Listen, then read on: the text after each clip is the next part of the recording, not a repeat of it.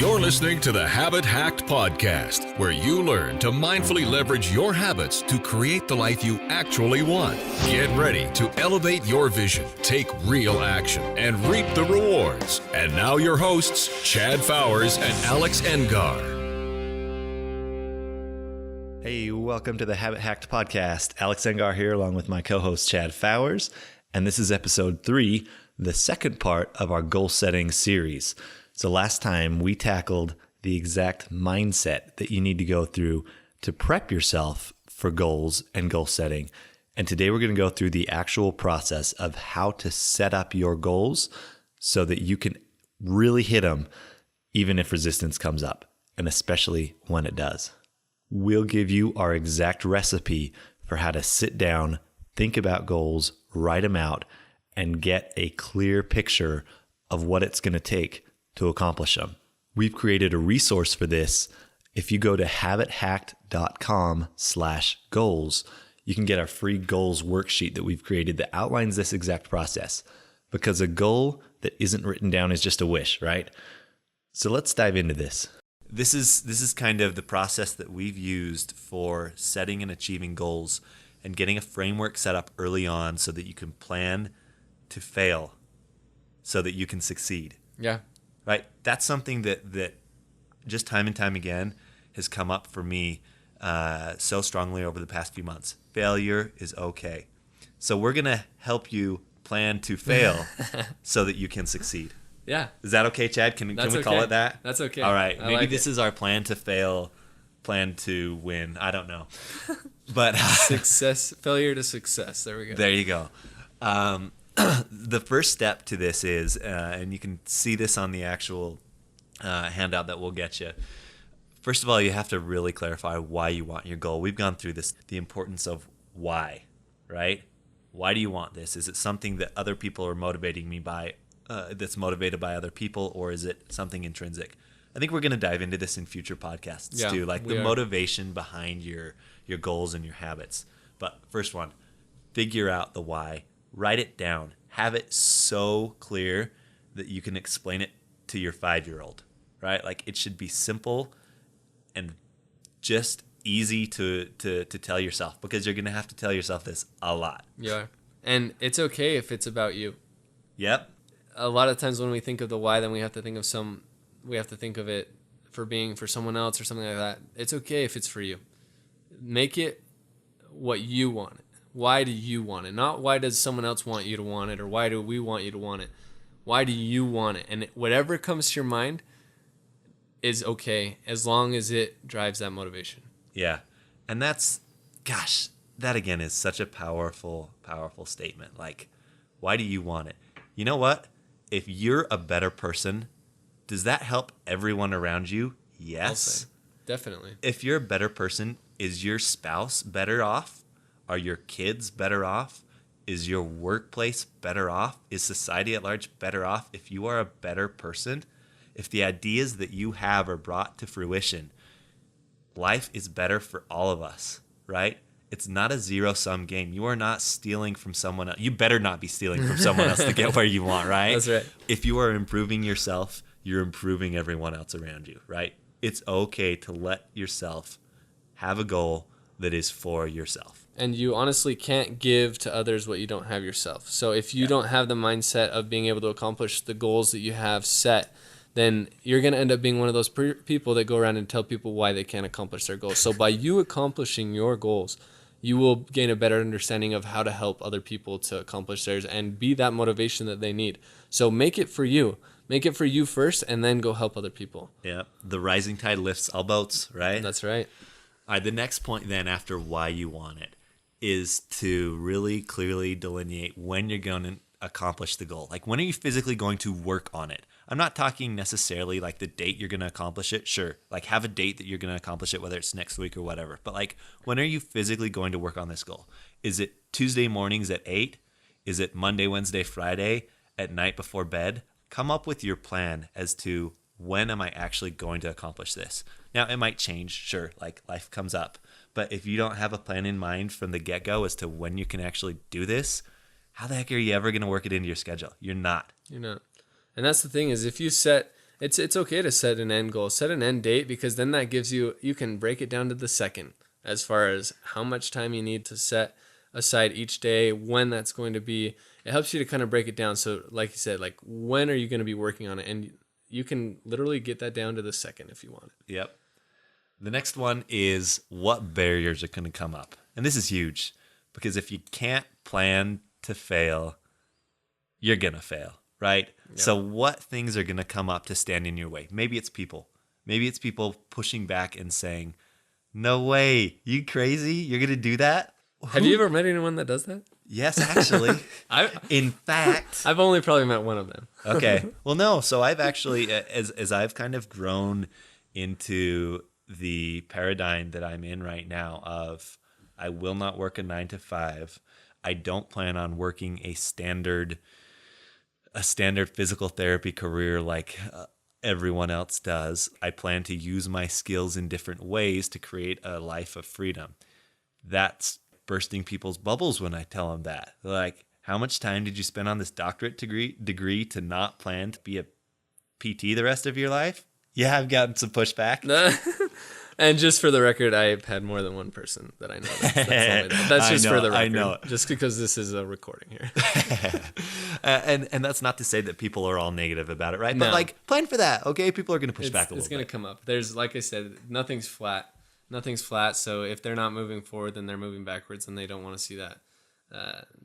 They don't like that dissonance, and so it's just natural. So it's okay. Just plan for it. Yeah, and like you can't fault them on that. Nope. How do you feel if someone comes up to you and is like, "Oh, I did this, and this today, and I got this great new thing"? Like you feel kind of crappy about yourself, right? If you're not actually doing anything. Yeah. It's human nature, all right? It is. Once you're starting to like push the boundaries a little bit, it makes people uncomfortable. Give them some slack. It's okay, right? Like we're not here to bash everyone else. Like it's all right. So barriers that come up, people. Time is probably the biggest one, right? Like a crunch on your time, which again goes back to point number 2. When are you actually going to accomplish the goal? What other barriers do you find come up, Chad, when you're accomplishing goals? I mean, just the technical aspects of wanting to accomplish a goal. I mean, doing this podcast is a great example. Yeah. This is our second episode. We're still trying to figure out the technical aspects of how to make this thing work. Now, we'll do some touch-ups and we'll do some editing and everything like that to make it sound like we were perfect at it. But I think that that's the thing that most people go into goal setting with the wrong idea, is that they look at people that are already accomplished and already gotten where they want to go, and then they expect to mirror that kind of skill and that kind of that technical aspect. Yeah, that technical aspect, and it's not realistic. So don't get hung up too much by the technical aspects, whatever the goal is, because a lot of goals out there, especially business goals, income goals, they require some sort of equipment or whatever it is. So don't let that get hung up. Just take it one step at a time, ask questions, figure out people that have done it, and ask for help. I mean, don't let that stop you. There are always resources for everything. We've used resources in order to get this podcast off the ground. Like, resources exist. People who've done it before exist, right? Yeah, I don't know if any of you have heard of YouTube, but they are a very helpful resource. I gotta Google that. Yeah, if you or Google, I mean, or Google. Bing that, maybe. Or I don't Bing, know. Yeah, I don't know. Like Yahoo, I don't know. Oh yeah, there you go. So barriers. Another one that I think comes up is boredom, right? Like I get bored of things. My motivation dries up. We talked about that a little bit. I want to suggest that in addition to kind of using motivation through baby steps and micro goals, use your motivation that you have for whether it's 1 or 2 days or a week or two, like Chad and I have come up with. Use that motivation to come up with this clear plan. Like use it to boost you through to that first point of resistance so that once you hit that, you have a plan in place for how to overcome the boredom. How do you overcome boredom and goals, Chad? I'm putting you on the spot a little bit here, but like when you set a goal and you start to get like, apathetic about it, day 3, 4, day 8 comes, you're like, I don't really feel like it anymore. How do you overcome that? Yeah, that's a good question. I mean, that's one thing that I think that we all struggle with. So the one thing that I do is really focus on the enjoyment that I'm going to gain from accomplishing the goal. Yeah. And this is one thing that a lot of people struggle with. I've struggled with it in the past as far as really feeling okay with wanting to have something in my life. really, what kind of enjoyment are you going to experience from accomplishing this goal? And I sometimes even start like I just get a huge smile on my face when I think of the goals that I want to accomplish and how it's going to be and what it's going to feel like and how it's going to smell and everything about it, because if you can envision it in your mind doesn't know the difference between actual reality and if you paint the picture for it in the mind. I mean, so really be like, why do you want it? Why do you want it? And what is it going to do for you? Yeah, and it comes back to that first point. That's why we start with that. That's why we start with the why, because then that's where the why has to be so strong that it pushes you through that initial resistance. And I was hoping Chad would say that. Chad has taught me one of the big things is that principle of getting a vision board, getting visualizations, getting declarations to really imprint and to keep fresh the idea of why you want to accomplish the goal. Like, how will you feel at the end? And so I think that's so strong. We'll get into that in future episodes as to the how and the why of those things. Don't discount the simplicity of the why. I think me originally in my journey to where I am today, I at first discounted the importance of the why. That was something that I kind of just didn't really understand, and I didn't want to spend time on why I wanted it. I just knew I wanted it. But if you can really nail down a why and train your mind to focus on that why, then that is the first step. I mean, like I said, don't discount it because of the simplicity of the concept there. That's awesome. Now, the last one after what are the barriers, I guess I should say the next one is how are you going to overcome them? Create a plan for each of them. Create a plan for what you're going to tell people when they say that your goal is stupid or unreachable, or like, why are you trying to do that? Create a plan for how you're going to overcome boredom. Like, oh, every day I'm going to look at my, maybe I'll look at a vision board for 5 minutes, or maybe I'll go back and read through my written statement of why I want this goal. Or maybe I'll check in with my accountability partner and be like, hey, I don't want to do this at all. Like, you got to stay on me here, right? Like, get to it. So there's got to be a plan for each barrier.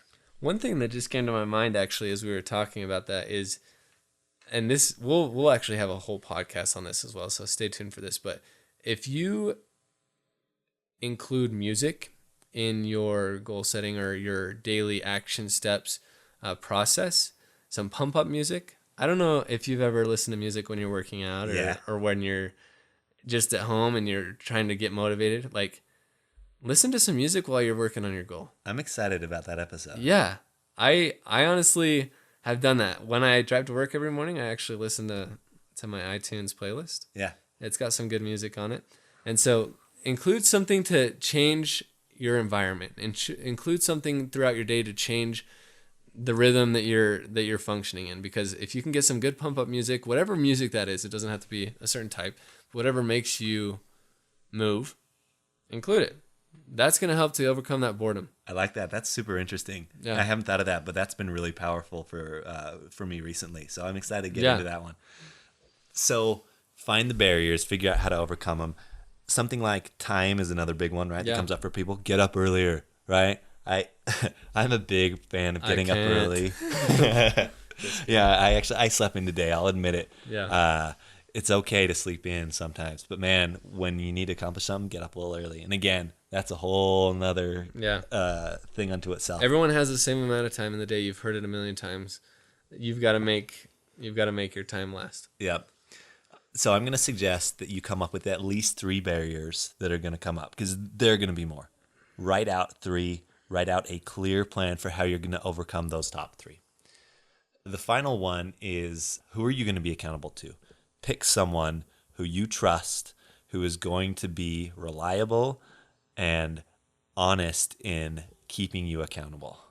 And Chad and I have talked about this already, whether it's through a mastermind group, whether it's through paid coaching. Find someone who you can really be accountable to, because this is going to come up long term in your success and your ability to actually complete what you've said you're going to. Yeah, and that's one of the big initiatives that we have as hosts of this podcast, co-hosts here, is to, like we mentioned, create that environment, create that society where you can meet people, interact with people that are still that are goal oriented through our Facebook page. So definitely don't miss out on contributing to that Facebook page through your comments, through your motivation to other people, through your goals that you list on there. So that's one thing that we really want to emphasize, is building a strong, safe, motivating community through that Facebook page. Right. So that's, I think, going to be our invitation to you. Go on to our Habit Hacked Facebook group. If you haven't already, talk about your goal or maybe your micro goal. Mm-hmm. Maybe post a success on there and reach out to find someone who you can be accountable to and with.